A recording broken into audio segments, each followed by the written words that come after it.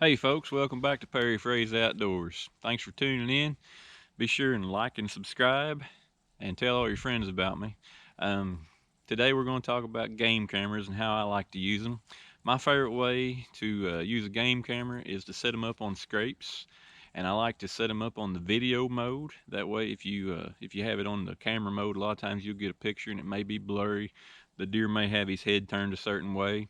You may or may not be able to tell much about the deer, but if you have a video mode, usually shoots a 10-second video, and you can watch that buck work that scrape and get all different angles of him, so you kind of get an idea of what he actually is. I have some video at the end of this that I've taken off my game cameras, and these two cameras are set up on two different scrapes on an old logging road, and they are about 250 yards apart. And you'll find that I have one big buck on that camera, or on both cameras actually, that's working both of these scrapes along that logging road, but there's several other smaller bucks that only work one scrape out of those two. So, with that being said, check out this video.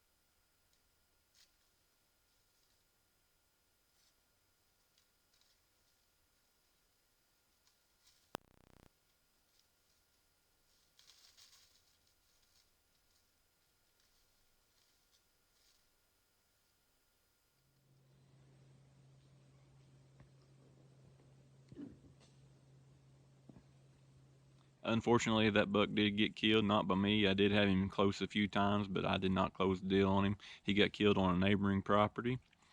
Um, the way I like to set up those cameras is I'll usually set them up about 15 feet or so from the scrape, and I try to put it on there and where I'm going to get the best footage.